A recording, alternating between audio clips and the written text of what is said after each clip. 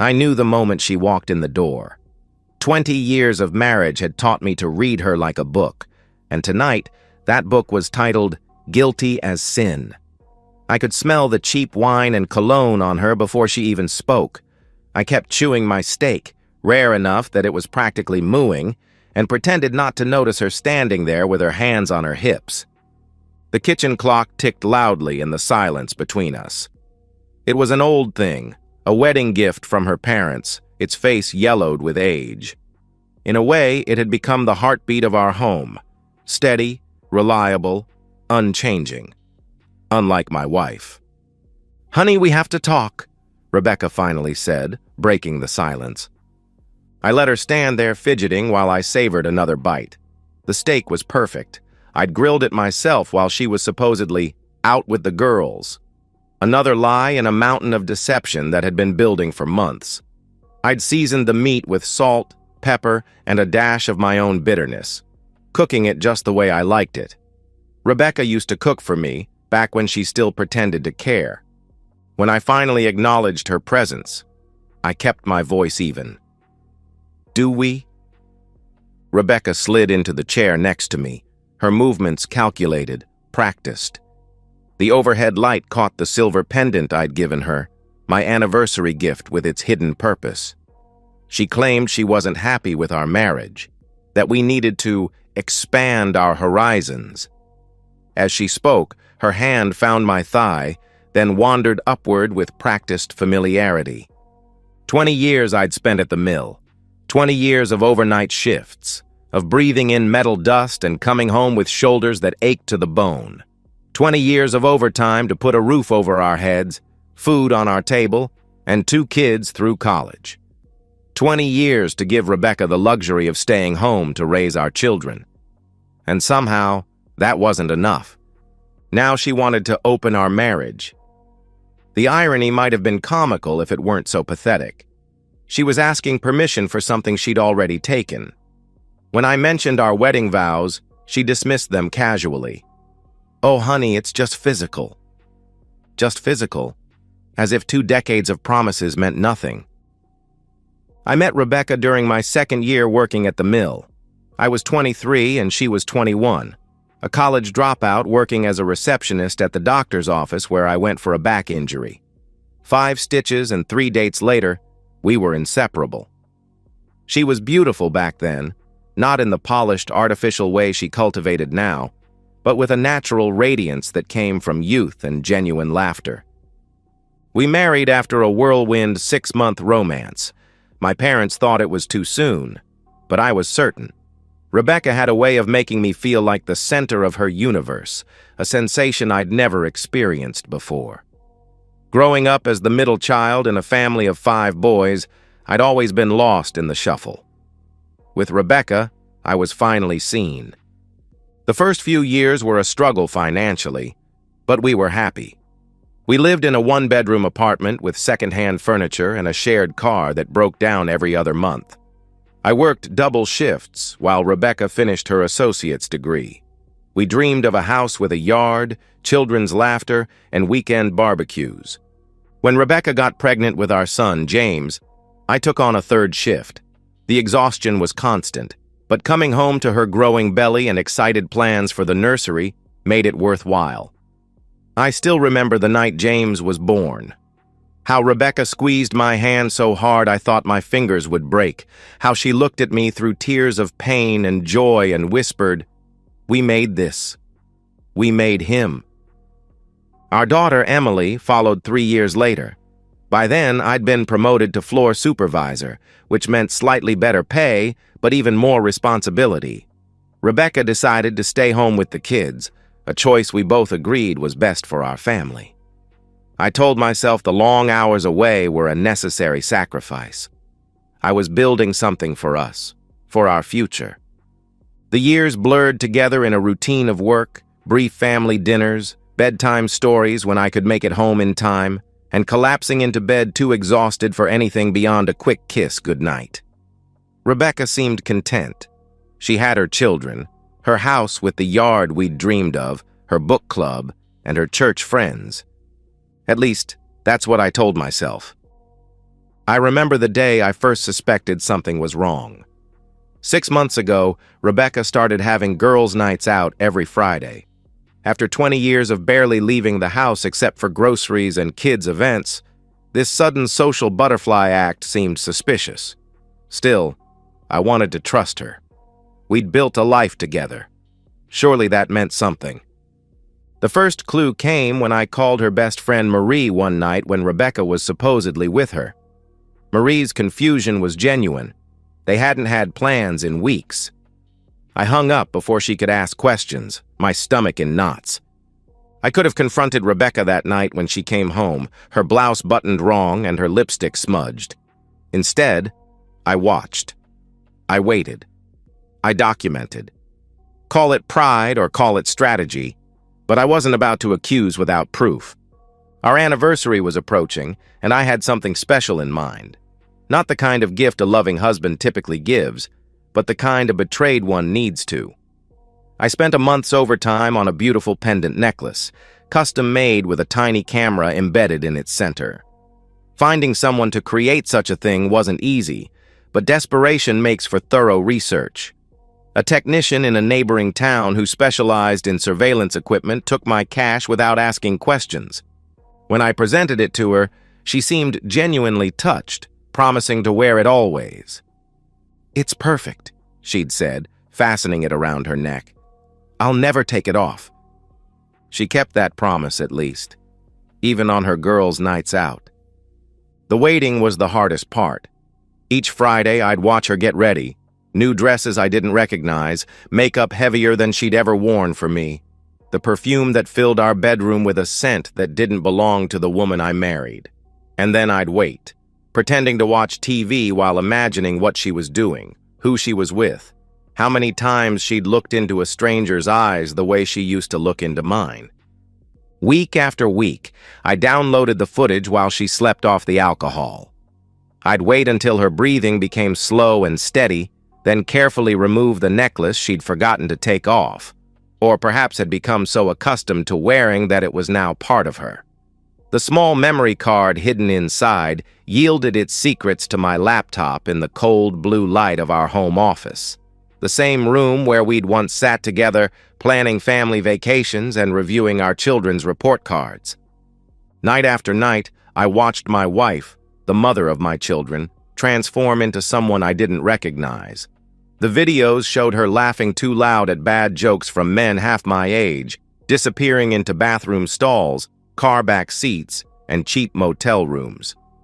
I watched her shrug off her wedding ring and tuck it into her purse before walking into bars where no one knew she was Mrs. Daniel Morgan, mother of 2, Sunday school teacher, and my wife of 20 years. The first night I watched the footage, I vomited until there was nothing left but bile. I contemplated smashing my laptop, burning our house down, and disappearing into the night without a word. Instead, I saved the video to an external hard drive, cleared my browser history, and went back to bed where I lay awake until dawn, staring at the ceiling. By the 5th video, I felt nothing but cold calculation. I started editing the footage, organizing it by date, by man, by location. I opened accounts on obscure websites under anonymous emails. I researched divorce laws in our state. I spoke to a lawyer without telling Rebecca, paid him in cash to keep our consultation off the books. By the 10th video, I had a plan. I would not be made a fool. I would not beg for explanations or forgiveness. I would not rage, scream, or break things in our home that I had worked so hard to build. I would simply wait for her to reveal herself, and then I would reveal what I knew. Meanwhile, I maintained our routine. I went to work, came home, and asked about her day, as if I didn't already know its darkest details. I kissed her goodnight and pretended not to notice when she turned away from me in bed. I called our children regularly, listened to their college adventures, and never once hinted that their mother was dismantling the foundation of their childhood home. I became an actor in the play of my own life, waiting for the final act. "You really think you can betray me like this?" I asked her now, pointing my steak knife between her eyes. Her hand froze mid-caress. The fear in her eyes told me she sensed something had changed, but she had no idea how much. In that moment, I saw her not as my wife of 20 years, but as a stranger who had invaded my home, taken my name, and betrayed every promise we'd ever made. I told her everything, about the necklace, about the videos, about how I'd edited the best parts and uploaded them to a private folder on a website. The color drained from her face with each word, her expression shifting from disbelief to horror to a strange, resignated calm. "You recorded me?" she whispered, her hand moving to the pendant. "All this time?" "Not all this time," I said, careful to keep my voice level. "Just since our anniversary. Just long enough to know that every Friday night for the past 6 months, you've been with other men while I worked overtime to pay for the life you claim to want." "It wasn't like that," she started, but I cut her off. "No? What was it like, Rebecca? Enlighten me. Tell me how being with strangers in bathroom stalls is somehow different than what I think it is." Tears began to fall down her cheeks, mascara creating dark rivers on her still beautiful face. I felt nothing. Not satisfaction, not anger, not even disappointment anymore. Just emptiness. When I tossed the divorce papers across the table, she dissolved completely. The terms weren't fair. She would get bare minimum alimony, no claim to my pension, and a fraction of our assets. But the alternative was worse.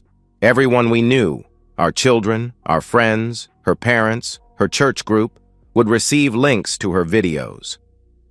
"You wouldn't," she whispered. But we both knew I would. "Why?" she asked after a long silence. "Why did you wait so long if you knew? Why not confront me the first time?" I considered the question. Why had I waited? Was it to gather evidence, to ensure my revenge would be complete? Or was there a part of me that kept hoping I was wrong, that there would be some innocent explanation, that my wife of 20 years hadn't thrown away everything we'd built for meaningless encounters with strangers? "I needed to be sure," I said finally, "and I needed you to show me who you really are." She looked at me with something like pity. "You don't know me at all." "I know enough." And I did. I knew the curve of her spine, the sound of her laughter, the way she tucked her hair behind her ear when she was nervous. I knew how she looked when she held our newborn children, how she cried at sappy movies, how she always burned toast no matter how carefully she watched it. I knew the woman she had been and the stranger she had become. I knew everything except why. But in the end, did the why even matter?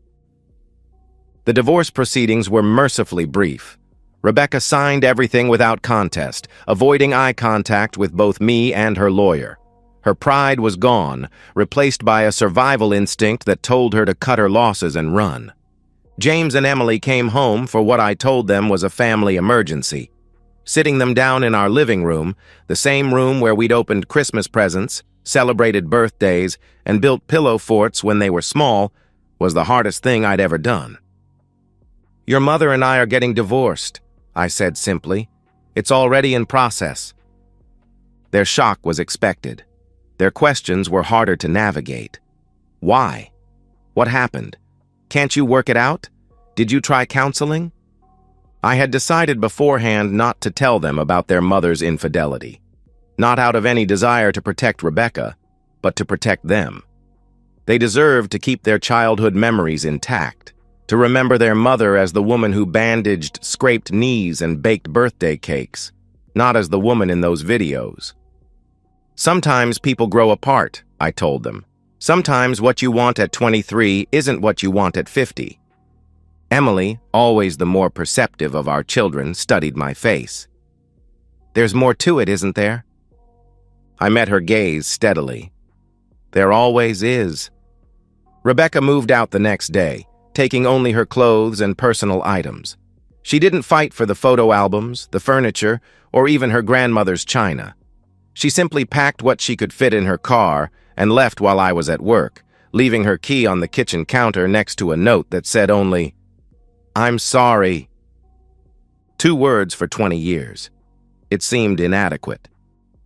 I heard through mutual friends that she's waitressing now at the same bar where she used to meet her companions. Sometimes I drive by just to see her through the window, carrying trays to the same men who used to carry her to their cars. There's a certain poetry to it. Our divorce was finalized exactly 7 months after I gave her the necklace. I received the paperwork in the mail, signed by a judge who knew nothing about us beyond the legal jargon that dissolved 2 decades of promises. I put the papers in a drawer and went for a long walk, trying to feel something, closure, relief, triumph, but found only a hollow space where my marriage used to be. That night, I deleted all the videos, not out of forgiveness, but because I no longer needed them. The threat had served its purpose, and keeping them felt like allowing Rebecca to continue taking up space in my life.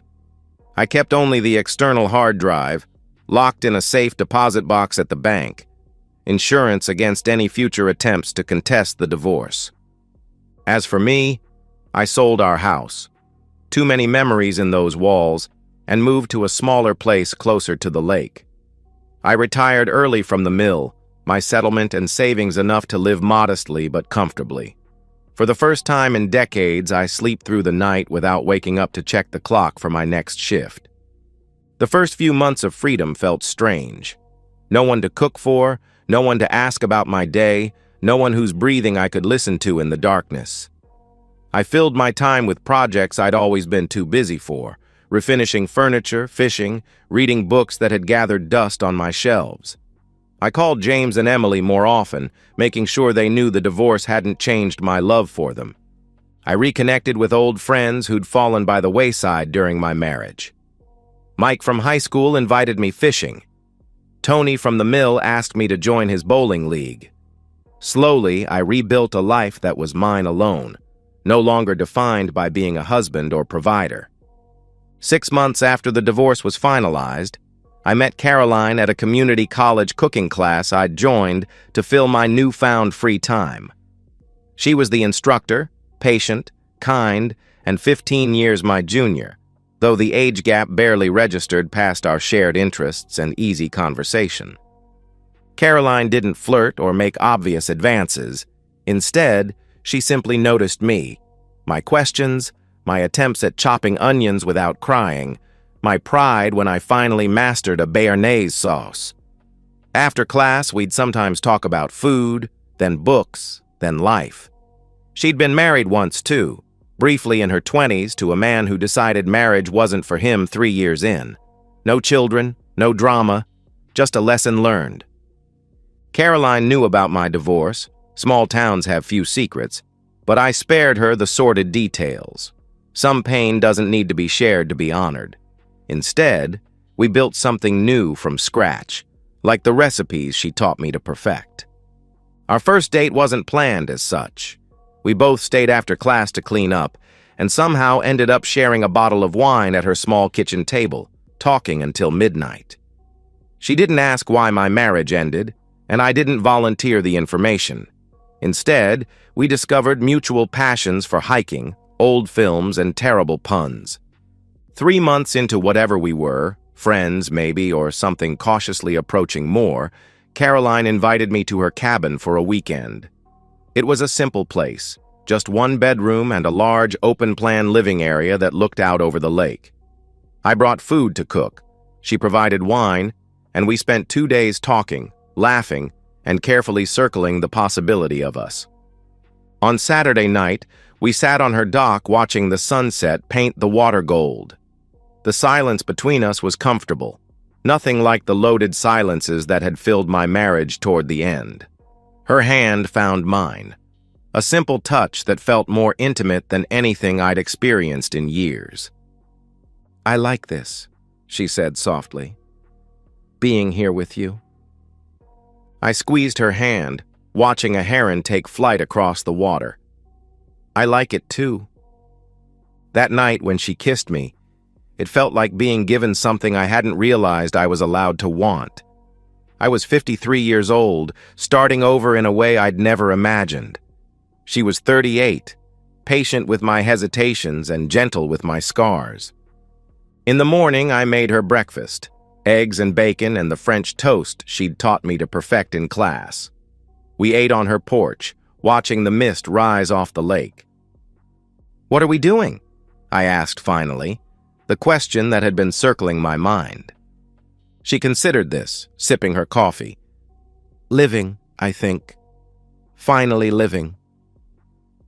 Yesterday, as we sat on my dock watching the sunset, Caroline turned to me with serious eyes. "Honey, we have to talk," she said. My heart skipped a beat, old wounds threatening to reopen. Those 5 words, the same words Rebecca had used to begin the final chapter of our marriage. I braced myself for what would come next. But then Caroline smiled and took my hand. "I just want to tell you how much I love you and how much you mean to me." I exhaled slowly, letting go of a fear I hadn't realized I was still carrying. "Now that," I said, squeezing her hand, "is a conversation worth having. Sometimes revenge isn't just about making someone pay for their mistakes. Sometimes it's about creating the space for something better to grow in the ashes of what was destroyed. My only regret is that it took me so long to realize what I deserved all along. I still have the necklace, not the pendant with its hidden camera, which I destroyed after downloading the final videos, but the chain itself.